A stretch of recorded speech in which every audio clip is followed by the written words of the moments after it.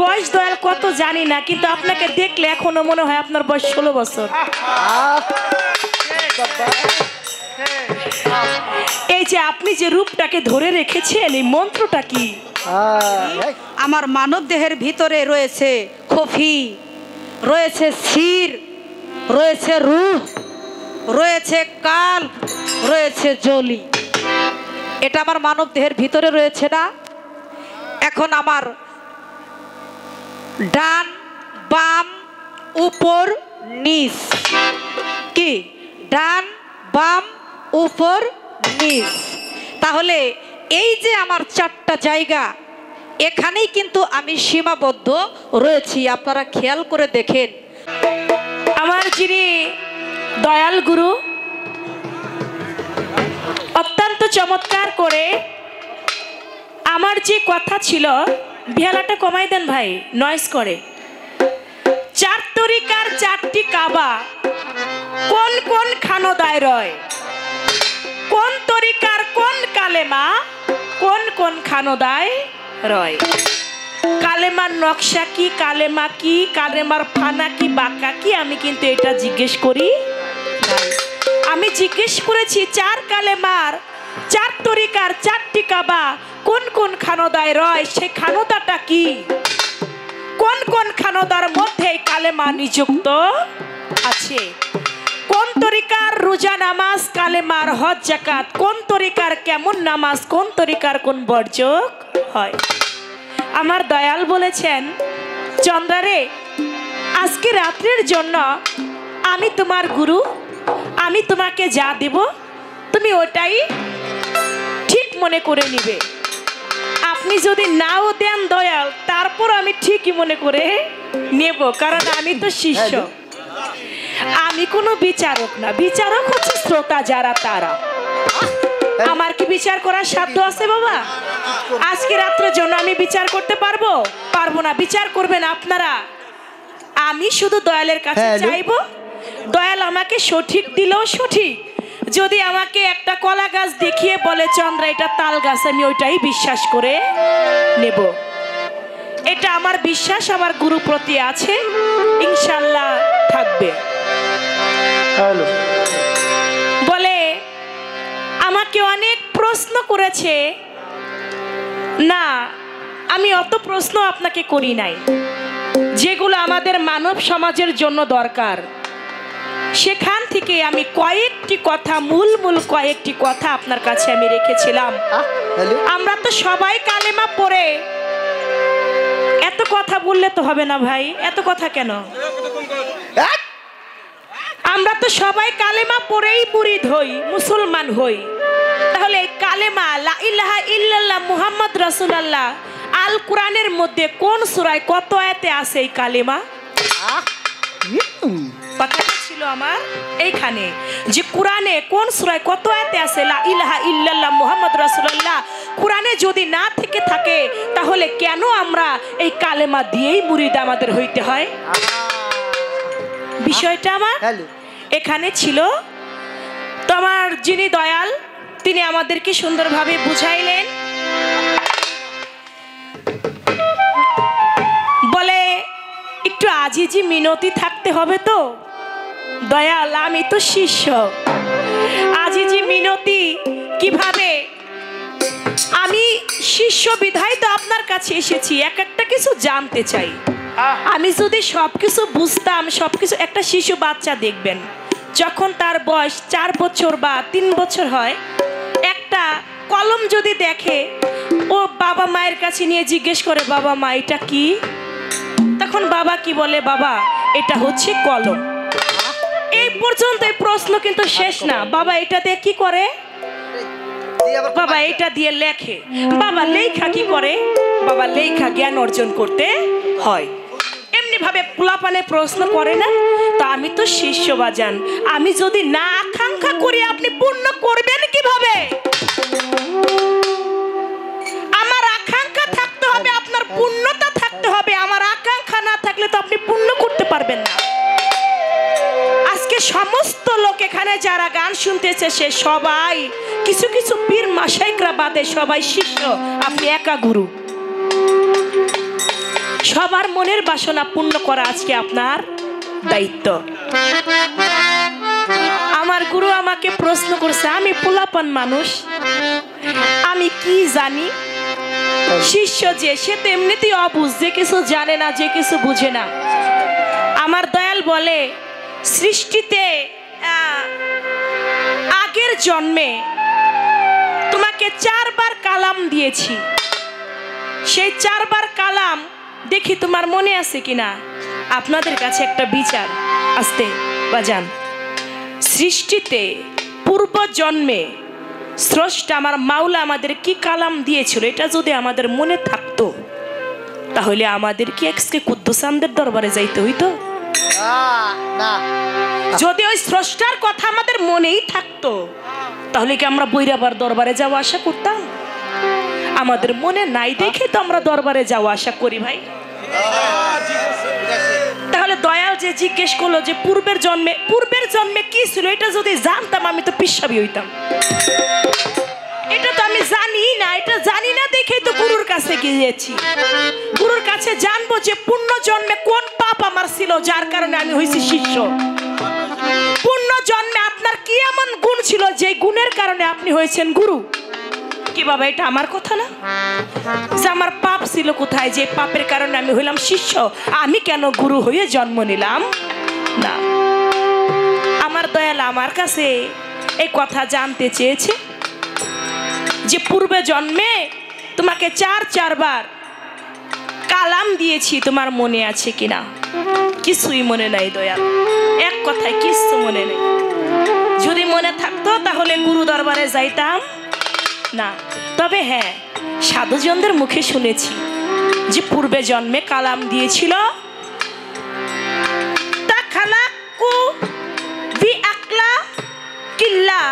তোমরা আল্লাহর গুণে গুণান্বিত হবে।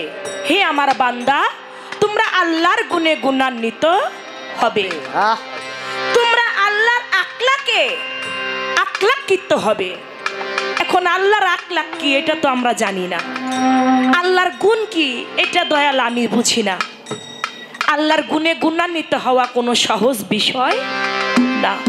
আল্লাহর গুণে গুণান্বিত তারাই হইতে পারে যারা গুরু হয়, তারাই তো গুণান্বিত হইতে পারে। আল্লাহর আকলাকে, আল্লাহর চরিত্রবান হইতে পারে আল্লাহর ওলিগণ, একজন শিষ্য পারে না। তবে হ্যাঁ, ভক্ত পারে, যদি দয়াল ভক্তকে ওই পর্যন্ত নিয়ে যেতে পারে। রসুলের প্রতি মহব্বত রাখতে হবে, পূর্বের ওয়াদা। এখন আমরা এই ধরাধামে এসে কতটুকু মহব্বত রাখতে পেরেছি এটা আমরা নিজেরাই ভালো জানি, যে কতটুকু আমরা দয়াল নবীর প্রতি ঈমান আনতে পেরেছি। পাক পাঞ্জাতনের মহব্বত রাখতে হবে।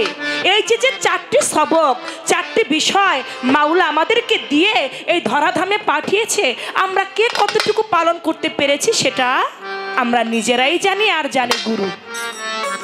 তবে আমি চন্দ্রা, আমি কিছুই রক্ষা করতে পারি নাই বিধায় আমি আমার বৈরবরের দরবারে গিয়া কান্দি, দয়ালের দরবারে গিয়া কান্দি। মুর্শিদরে পূর্বে যাহা করে এসেছি কিছুই আমার মনে নাই, তবে আমি যেন তোমার রূপে রূপ মিশাইয়া যেন সেই পর্যন্ত পৌঁছাইতে পারি।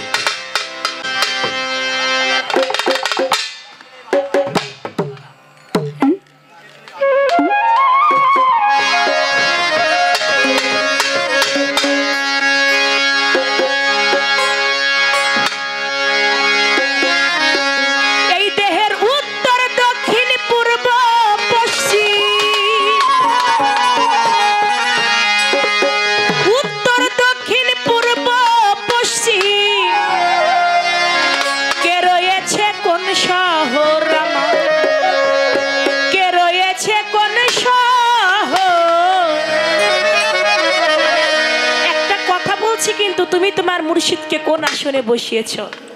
বলে যদি হৃদয় আসনে বসিয়ে থাকো, ওই আসনটা তুমি কোথায় পেয়েছো?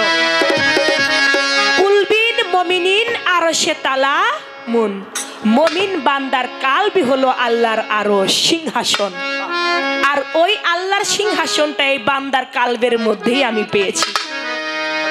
আমার এই কালবের মধ্যে এই আসনটা আছে বিধায় আমার সদর কালবের মধ্যে মুর্শিদ আপনাকে বসিয়ে আমি আপনার সেবা যত্ন করি। উত্তর দক্ষিণ পূর্ব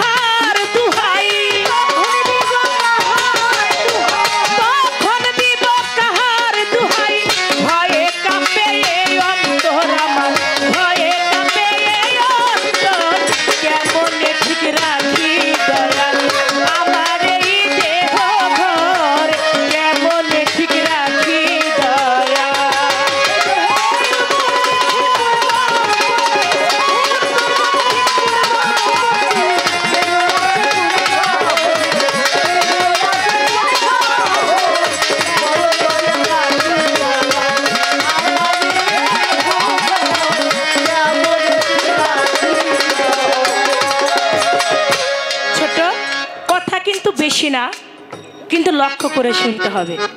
মাত্র 3টি কথা।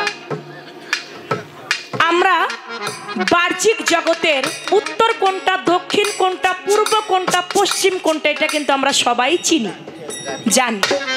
কিন্তু এই মানব দেহের উত্তর, দক্ষিণ, পূর্ব, পশ্চিম আমরা চিনি না। তাই আমার দয়ালের কাছে জানবো, দয়াল আমার এই মানব দেহের উত্তর, দক্ষিণ, পূর্ব, পশ্চিম কে রয়েছে, কোন শহর, কেমনে ঠিক রাখি দয়াল আমার এই দেহ ঘর। মান আরাফা নাফসাহু ফাকাত আরাফা রাব্বাহু। যে চিনে নিজকে সে চিনে তার রবকে। যে নিজকে চিনতে পারে না সে তার স্রষ্টাকেও চিনতে পারে না। তাহলে আমরা গুরুর দরবারে যাই নিজেকে চিনবার জন্য, নিজেকে জানবার জন্য। যদি নিজেকে চিনতে পারি, নিজেকে জানতে পারি, তাহলে তো আমরা স্রষ্টাকেও চিনতে পারবো। এজন্য বলছে দয়াল, এই দেহের মধ্যে কিসের আঠন, কিসের বেড়া, কত হার রক, কত জোড়া, কিসের ঠিক রবে চেহারা, আলো হবে আধার ঘর। যৌবনের সময় কত সুন্দর একটা চেহারা, যখন 16 বছর 20 বছর বয়স থাকে, কত ছেলে মেয়ে, একটা মেয়ের জন্য একটা ছেলে পাগল হয়ে যায়, একটা ছেলের জন্য একটা মেয়ে, বাবা, যে বাবা মা এত কষ্ট করে লালন পালন করে এত বড় করে, সেই বাবা মায়ের প্রতিও সন্তানের মায়া থাকে না, প্রেম করে চলে যায়। এই 20 বছরের যে রূপটা দয়াল, এই 16 বছরের যে রূপ, এই রূপটা নাকি একটা সাধনার বলে ধরে রাখা যায়। যেমন আপনি রাখছেন, আপনার বয়স দয়াল কত জানি না, কিন্তু আপনাকে দেখলে এখনো মনে হয় আপনার বয়স 16 বছর। এই যে আপনি যে রূপটাকে ধরে রেখেছেন, এই মন্ত্রটা কি, হ্যালো, গোপন রহস্যটা কি? আমাদের জানি চাপা চুপা না ভেঙে যায়। অনেকেই আছে না, এই বিয়ে করার সাথে সাথে বাসর ঘরে যাইতে না যাইতে, 1 মাস যাইতে না যাইতে চাপা ভেঙে একবারে হাসা। দয়াল আমার এই দেহটা যেন না ভাঙে, সেই কর্মটা কি? আমার দেহটা যেন না, কথাটা কিন্তু বাবা যদিও একটু হালকা করে বললাম, কিন্তু কথাটা অনেক দামি কথা। তাই বলবো দয়াল, এই দেহটাকে ঠিক রাখবো আমি কেমন করে, সেই কর্মটা কি? তাই বলেছেন, দেহের কোন বর্ণ হইলে উদয় সামনে সে বাঁধবে আমার।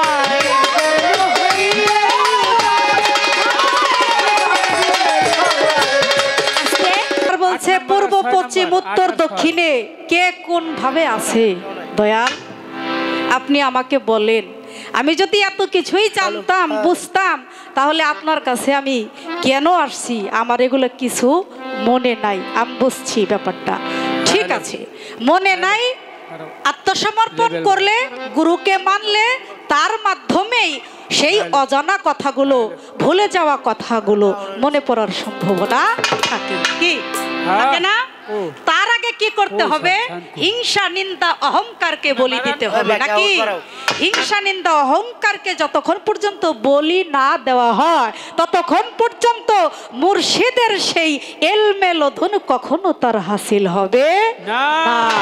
এই জন্যই তো আমার রাসূল পাক সাল্লাল্লাহু আলাইহি ওয়াসাল্লামের নিজের মুখের কথা যে আনা মদিনাতুল ইলমে ওয়া আলিউ বাবুহা, নবী বলেছেন আমি হলাম এলেমের শহর। পৃথিবীতে যত এলেম এসেছে, আমি হলাম এলেমের শহর, আর ওই এলেমের শহরের দরজা হচ্ছে মাওলা হযরত আলী। সুবহানাল্লাহ, সুবহানাল্লাহ। তাহলে ওই মাওলা হযরত আলীর দরজা প্রবেশ না করলে কখনোই এলেম শেখা যায় না। কি যায় না? কি বাজান? যায় না। ওই গুপ্ত এলেম শিখতে হলে আগে এই পাপ দেহের, এই পাপে যে জড়জিত অঙ্গ, এই অঙ্গটাকে পুরার মতো পুরাইতে হবে একজন সাধুগুরুর সঙ্গ করে। তাই কবি কি গান লিখেছে, আগে দেখো যে তুমি তোমার নিজের দেহটাকে পরিষ্কার করতে পারো কিনা। পাপ ভরা অঙ্গ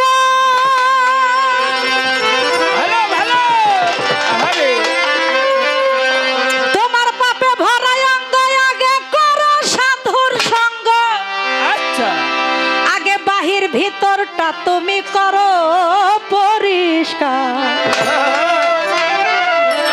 প্রেম করা কি ভাবে সহজ ব্যাপার গো, প্রেম করা কি ভাবে সহজ ব্যাপার।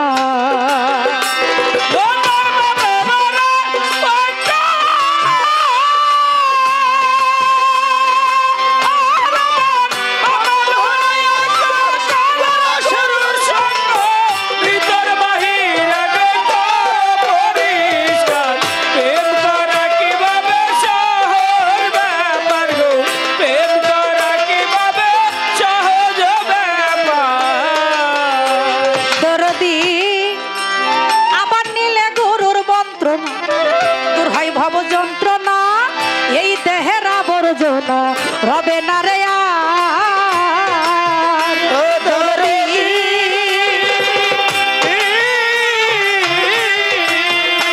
ভাই নিলে গুরুর মন্ত্রণা, তোর ভাই ভব যন্ত্রণা, এই দেহের আবর্জনা রবে না রে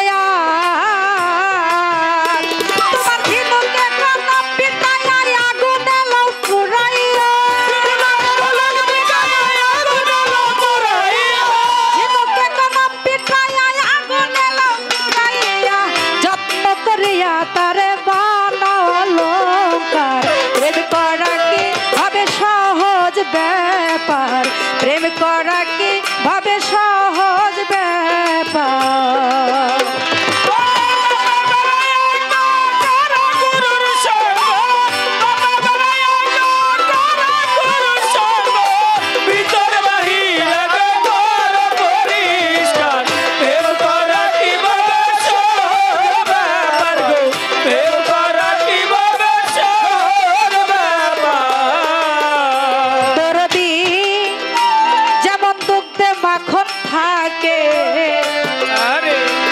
কেউ না তারে দেখে মৈথনের কটে গো তার ভাইসাই উঠে সার।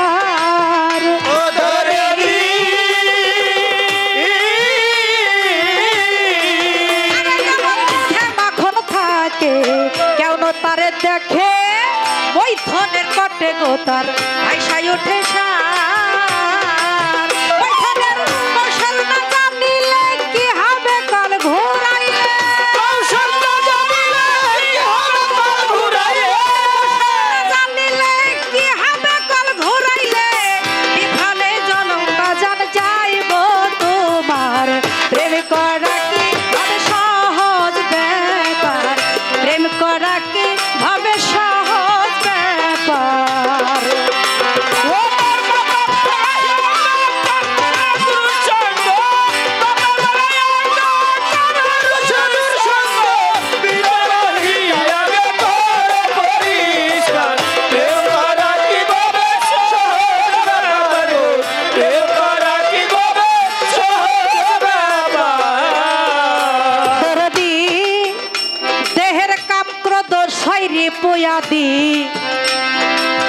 হিংসা নিন্দা ভয় ইত্যাদি এসব দূর করতে যদি পারো মন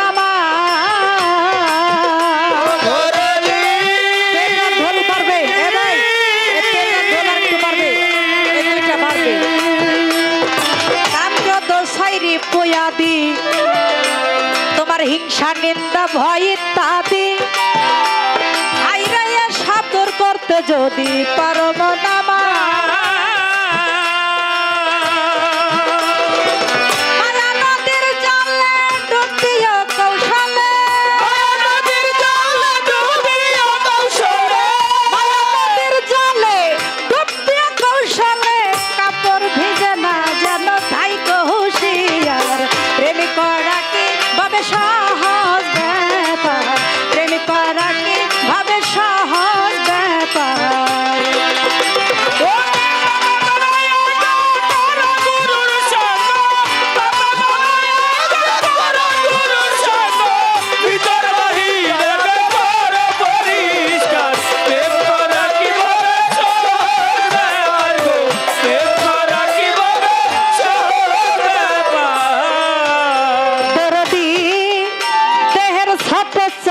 পঞ্চবান প্রেম সোতাই এটে বান আবার ধ্যান যোগে টেনে কইরা তাবেদার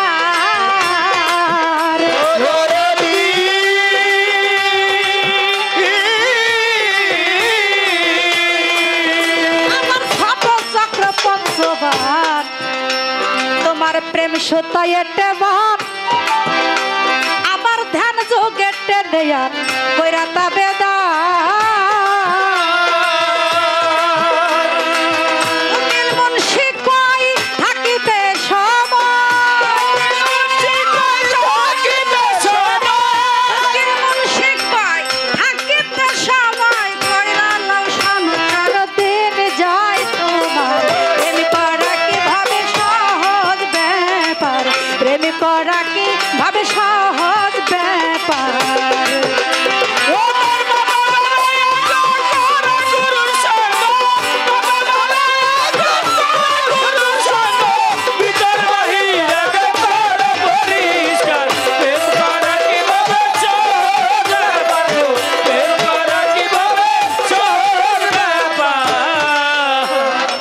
তারে কি আর পাশরিতে পারে তারে কি আর পাশরিতে পারে নয়নে লাগে যারে তারে কি আর পাশরিতে পারে তারে কি আর পাশরিতে পারে ভালো তারে কি আর পাশরিতে পারে নয়নে লাগে যারে তারে কি আর পাশরিতে পারে তারে কি আর পাশরিতে পারে মনরে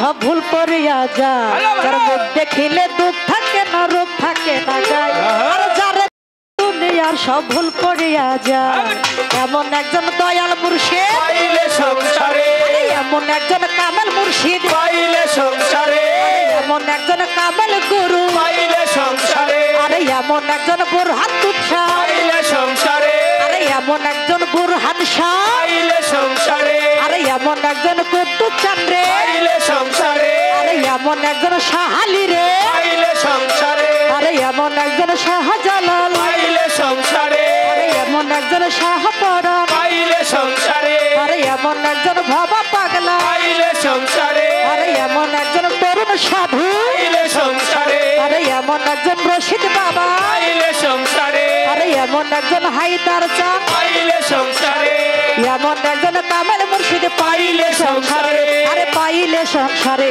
এই জীবন যৌবন দান করো তো জীবন যৌবন দান করো তার চরণ নামে ভালো লাগে রে তারে কি আর পাশরিতে পারে তারে কি আর পাশরিতে পারে ভালো তারে কি আর পাশরিতে পারে নয়নে লাগে তারে তারে কি আর পাশরিতে পারে তারে কি আর পাশরিতে পারে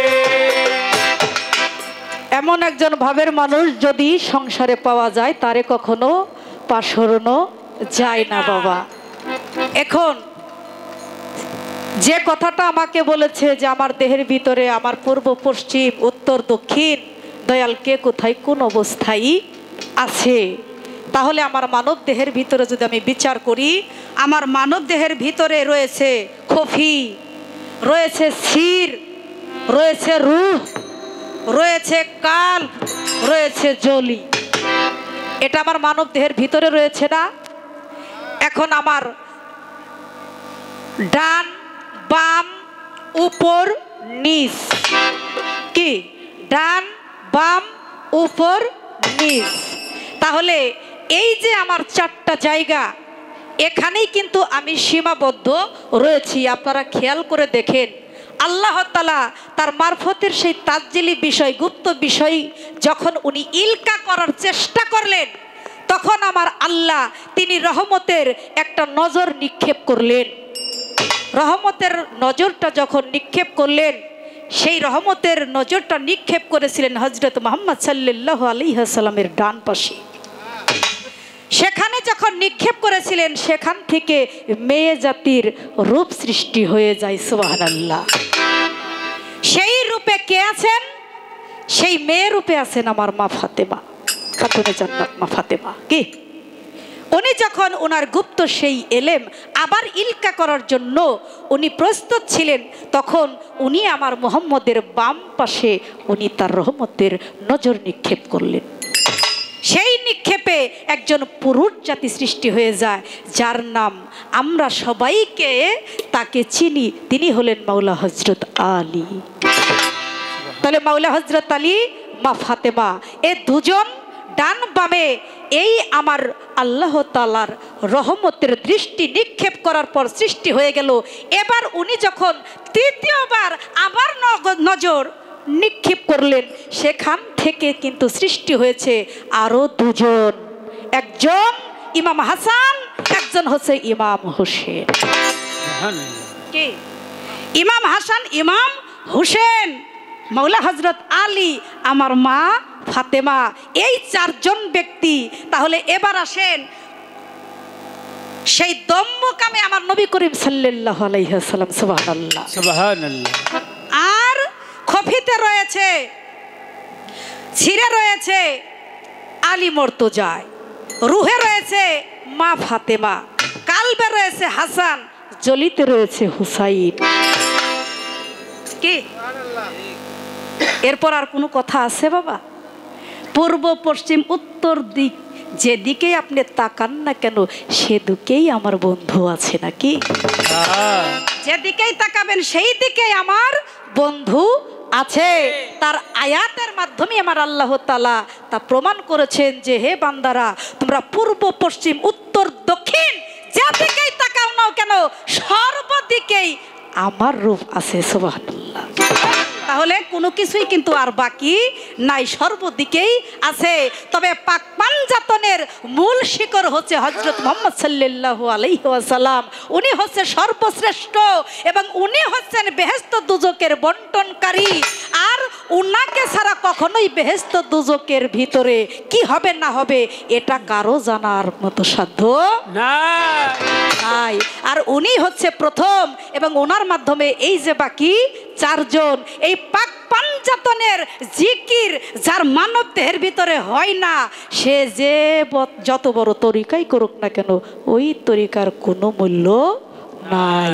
এই মা ফাতেমা পাক পাঞ্জাতনের জিকির আচার যে করতে পারে, জিকির করতে করতে করতে করতে মানব দেহের গুণ আবাজান মাপ হয়ে যায়, ওই পাপে ভরা অঙ্গ, ওই দেহটা তখন সাধুর সঙ্গ করতে করতে সেও একজন সাধু হয়ে যায়। সুবহানাল্লাহ। সঙ্গ গুণেই তো রঙ্গ ধরে নাকি? সঙ্গ গুণেই রং ধরে। আপনি যদি ডাকাতের সঙ্গ করেন ডাকাত হবেন, কি চোরের সঙ্গ করলে চোর হবেন, মাওলানার সঙ্গ করলে মাওলানা হবেন। আর একজন ওলি হইতে হলে ওলির সঙ্গ করতে হবে বাবা। ওলির সঙ্গ না করলে ওলি হওয়া সম্ভব না। এই জন্য ওলি হইতে গেলে জাহিরি এলেমের মাধ্যমে ওলি হওয়া সম্ভব না। ওলি হইতে গেলে বাতুনি এলেম শিখে ওলি হইতে হয়, আর ওই এলেমটা শিক্ষা করার জন্য বাতুনেই তার সাধনা করতে হয়। একটা হচ্ছে প্র্যাকটিক্যাল নাকি বাবা, আরেকটা হচ্ছে লেখাপড়া। লেখাপড়া শিখে প্রিন্সিপাল হওয়া যাবে, লেখাপড়া শিখে মাওলানা হওয়া যাবে, লেখাপড়া শিখে ম্যাজিস্ট্রেট হওয়া যায়, লেখাপড়া শিখে জজ হওয়া যায়। কিন্তু অলিয়া উলিয়া হইতে গেলে মুর্শিদের মাদ্রাসায় গিয়ে লেখাপড়া করতে হবে নাকি? এসব কিছু হইতে গেলে অবশ্যই পাপ দেহের ভিতরে ষট চক্র, 6টা চক্র, কাম ক্রোধ লোভ মায়া মোহ সহ্য, এই রিপুগুলোকে দমন করতে হবে। বলে আমি দমন করব কিভাবে? হ্যাঁ, আমি তো নিষেধ করতেছি দমন করার জন্য, যেন এই কামরিপুতে না গিয়ে যেন সাধনা থেকে কেউ বঞ্চিত না হয়। কিন্তু আমি বারবার মানা করতেছি, তারপরেও যদি কেউ না শুনে তাহলে এই দোষ কিন্তু দয়ালের না। কি দয়াল তো বলতেছে যে এখানে গেলে পরে তোমার ক্ষতি আছে। আমাকে কিছুক্ষণ আগে কিন্তু একটি কথা বলছে যে আপনার রূপটা কিভাবে আপনি ধরে রাখছেন, বলছে না কথাটা? আপনার রূপটা কিভাবে আপনি ধরে রাখছেন, আমি আমার রূপটা কিভাবে ধরে রাখতে পারবো, একটু মন্ত্রতন্ত্র দেন। সব কিছুই কি আর সব জায়গায় বলা যায়? সবকিছু কি সমস্ত কিছু কি লোক সমাজে বলা যাবে নাকি? কিছু কিছু গুপ্ত সাধন আছে, কিছু কিছু গুপ্ত কথা আছে, আছেই তো বাবা। না থাকলে দুনিয়া পৃথিবী কিভাবে চলছে নাকি? আপনারা 5 জন মানুষ, এখানে 5 জন মানুষের মধ্যে 5টা মানুষ 5 রকমের। একটা মানুষ হচ্ছে আল্লাহর ধ্যানে মশগুল, যার বাড়িতে শত শত মানুষ যায় পায়রবি করার জন্য নাকি? 5 জনের মধ্যে আর বাকি 4 জন, এই 4 জনের বাড়িতে কেউ আর যায় না, মানে পায়রবি করতে কিন্তু যায় না, তারাও কিন্তু মানুষ। তাহলে এখানে ভেদাভেদ আছে না বাবা? আছে। এখানে সাধনা আছে না? যার সাধনার বিষয়গুলো ভারী, যার সাথে আল্লাহর সাথে লি হয়ে গেছে, যার মুর্শিদের সাথে যার বিনা তারে তার লেগে গেছে বাবা, ওই গুপ্ত মন্ত্র সাধনা যার হয়ে গেছে তার কাছেই গিয়া মানুষ পায়রবি করে নাকি? তার বাড়িতেই মানুষ গরু নেয়, ছাগল নেয়, তার বাড়িতেই গিয়ে কান্নাকাটি করে, চাউল নেয় বা তারপরে ডাউল নেয়, সেখানে পায়রবি করে, সাধনা করে, কিন্তু সবার বাড়িতে কিন্তু এটা করে না। এই জন্যই বলছি যে আল্লাহকে যদি 1 মিনিটে সবাই পেয়ে যেত, তাহলে আল্লাহর যে কেমন মূল্য এটা কেউ বুঝতো না। এই জন্য এত সহজেই মাওলাকে পাওয়া সম্ভব না। ওই যে গানেই তো বলেছে, কত রং বেরঙের নানান রঙে অন্তরঙ্গ মিশেছে রে মুর্শিদ রূপে সাই, দেহে বিরাজ করতেছে রে নাকি? আল্লাহ দেহের ভিতরে বিরাজ করতেছে ঠিকই, কিন্তু তারে কেউ চিনে না। এই জন্য হাদিস কুরসির মাধ্যমে ফরমাইয়াছেন, ওয়াকি আনফুসিকুম আফালা তুবসিরুন। আল্লাহ বলেছে আমাকে পাইবার জন্য তুমি তালাশ করো। তুমি যদি আমাকে পাইবার জন্য তালাশ করো, যার মাধ্যমে তুমি আমাকে পাইবার জন্য তালাশ করো, আমি সেই তল্লাশিকারী ব্যক্তির কলবের জানালা দিয়ে দেখা দিয়ে থাকি। কথা বুঝতে পারছেন?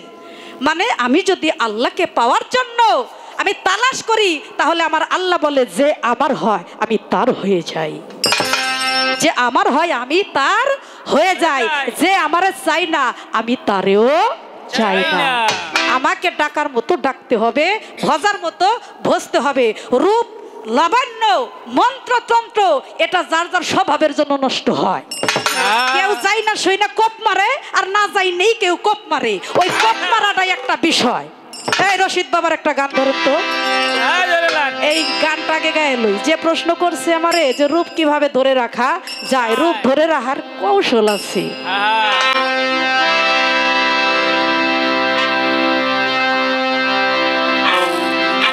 গানটা গাই বাবা, তারপরে খারাপ লাগতেছে?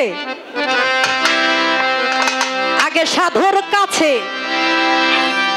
জানো রে মন, তোমার কোথায় দেহে লাবণী। আরে আগে সাধুর কাছে জানো রে মন, কোথায় দেহে লাবণী, আগে রসিক হইছনি। পাগল রে, তুই চাইলে আর তোমার আমি দিব না, কারণ তোমার আগে রসিক হইতে হবে নাকি? নাবালিকা বুঝবে কি প্রেমের খেলা। তোমার যদি রসিকের স্বভাব থাকে, তবেই তোমার রসিক তোমাকে বলে দিবে কখন কোথায় যেতে হবে। কারণ ঝরা ফুলে হয় না পূজা, ঝরার আগেই তুলিতে হয় সেই ফুলে আমার দিন দয়ময়। কথা ঠিক আছে কিনা? বছরের 40 দিন আগে সহস্রারে অনুরাগে ফুটে সে ফুল 4টি ভাগে, 5 ভাগ কেবল প্রচার হয়। এত সহজ বিষয় কিন্তু না, এগুলো আধ্যাত্মিক কথা। যেখানে সেখানে কিন্তু সবকিছু যদি পাওয়া যেত, তাহলে রাস্তাঘাটে মানুষ পেত, তাহলে আর গোপন জিনিসটা থাকতো না। কি কি গোপন সাধনাটা থাকতো? এই জন্য গানে বলেছে, আগে সাধুর কাছে জানো রে মন, কোথায় দেহের লাবণী। সাধুর কাছে জানো রে মন, কোথায় দেহের লাবণী। সাধুর কাছে জানো রে মন, কোথায় দেহের লাবণী রে বাজান, কোথায় দেহের লাবণী। আগে রসিক হইছনি, পাবি খবর হবি অমর, আগে রসিক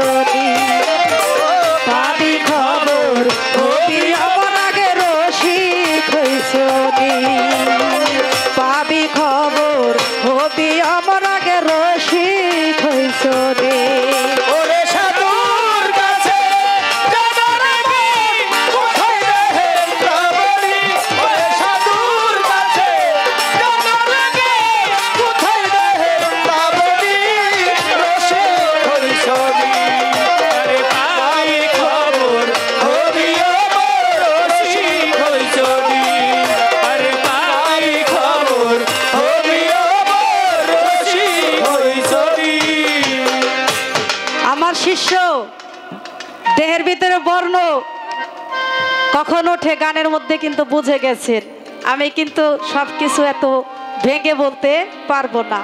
প্রথম কথা কিন্তু বুঝতে হবে, সাধু যারা আপনারা কিন্তু দয়াল বুঝতে পারছেন কি বলছি কথাটা, যে সবে বরাত সাত দরিয়ায় রয়, সাত দরিয়ায় রয়, উদয় চাঁদের 21 দিনে তাহা ক্ষমা করতে হয়। যদি সে করার মতো করতে পারে, ঝরা ফুলে কিন্তু পূজা হবে না, উপযুক্ত বয়স লাগবে। ওই সমস্ত উপযুক্ত বয়স যদি তার থাকে, ঠিক থাকে, দিন তারিখ ঠিক থাকে, সাধনা যদি তার পাকা থাকে, তাহলে অবশ্যই 60 বছরে যা না হয়েছে তার চাইতে অধিক কিছু অর্জন করা যাবে। এই জন্য গানে আবার কি বলেছে দেখেন, বিসমিল্লাহর বীজ রহমতের পানি,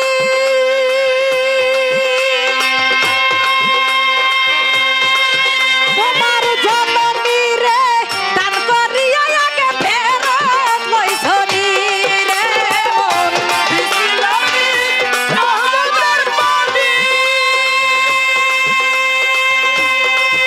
তোমার জননী রে দান করিয়া আগে ফেরত লইছনি, আরে পাইলে ফেরত রশিদের মন, পাইলে ফেরত রশিদের মন, গুরুর ধনে হও ধনী আগে রশিদ হইছনি, পাবি খবর হবি আমার আগে রশিদ হইছনি। পাবি খবর হবি আমার রসিক হইছনি, আরে পাবি খবর হবি আমার রসিক হইছনি। সাধুগুরু যারা তারা আমার কথাটা বুঝতে পারছে যে পঞ্চরসের সাধন করা অনুরাগে দিলে ঘোটা, খাইলে পরে 2-1 ফোঁটা, ভয় কিরে কাল সমনে। হ্যাঁ, অবশ্যই সাধনায় যে জয় হইতে পারে, এখানে সবে কদর সবে বরাতে এই রহমতের বৃষ্টিটা কিন্তু সব সময় আসবে না বাবা। এটার একটা সময় আছে, স্থান কাল পাত্র ভেদ বুঝে শুনে। কিরে বাজান, হ্যাঁ? কেউ এখানে গেলে ক্ষয় হয়, কেউ এখানে গেলে জয় হয়। এই কথা সত্য। ওই অনুরাগের সেই সাধনাটা করার মতো যদি কেউ করতে পারে, এই জন্যই তো ওই যে সাধকের একটা গানে বলছে, হ্যাঁ, অনুরাগের বাগে যারে ধরে তারে টাইনা নাই বিবেক জঙ্গলে, ও সে ভাবের মরা মারে। অনুরাগের বাগে যারে ধরে নাকি, এই অনুরাগের বাগে যদি ধরে তারে টাইনা নাই বিবেক জঙ্গলে, ওই বিবেক দিয়েই তারে বিবেকের বিবেক বিবেচনা করে। কিন্তু ওই রকম সাধনা তো তার করতে হবে। হ্যাঁ, একটা গাছ তার শক্তি থাকতে হবে, শক্তি না থাকলে পরে কিন্তু সে গাছ কখনো দাঁড়ায়া থাকতে পারে না। এই জন্য আপনার প্রয়োজন হলো রহমতের বৃষ্টি যতটুক পরিমাণ ততটুকুই দেওয়া। আপনি ততটুক তো দেনই না, তার চাইতে ওভার দেন। ওভার যখন দেন, ওভার দিলে তো উতরাইয়া পইরা যায়। তা পইরা গেলে তখন এই জিনিসগুলোর যে সাধনা ক্ষতি হয়। যেখানে যা প্রয়োজন ওখানে তো আপনি তাই দিবেন, এখন না দিয়ে তারপরও খালি দেনই, খালি দেনই। তাইলে যদি দেন তাইলে ওই যে বেশি বেশি খাইলে পরে কি জানি হয়, রোগ। বেশি খাওয়া যাবে না, আনলিমিট কোনো কাজ করা যাবে না। লিমিটটা ক্রস করলে পরেই তার চোখে ব্যথা, চোখে সমস্যা, ঝাপসা দেখবে, মাথায় সমস্যা, রূপ লাবণ্যর ক্ষতি হবে। কি তার রূপ আর ধরে রাখা সম্ভব না। গুরুর রূপ সাগরে ডুব দিয়া যদি কেউ থাকতে পারে, একটা গানে বলেছে, তৌহিদ সাগরের বীজে ডুব দিলে মন পাবি তারে, রব কোথায় তোর মালিককে বা জানকে কামেল মুর্শিদ ধরে। তৌহিদ সাগরের মধ্যে ডুব দেওয়ার জন্য বলেছে।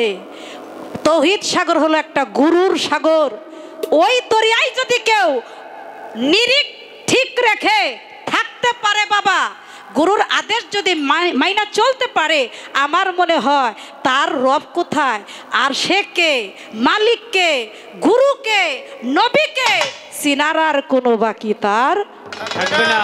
থাকে না। থাকে না কি বাবা? কখনোই থাকে না। এই জন্য বলে হয়েছে মায়ান রানী ফাকাত রায়াল হাক্কু, যে ব্যক্তি খোদাকে চিনেছে সে অবশ্যই নবীকেও চিনেছে, যে নবীকে চিনেছে সে খোদাকেও চিনেছে।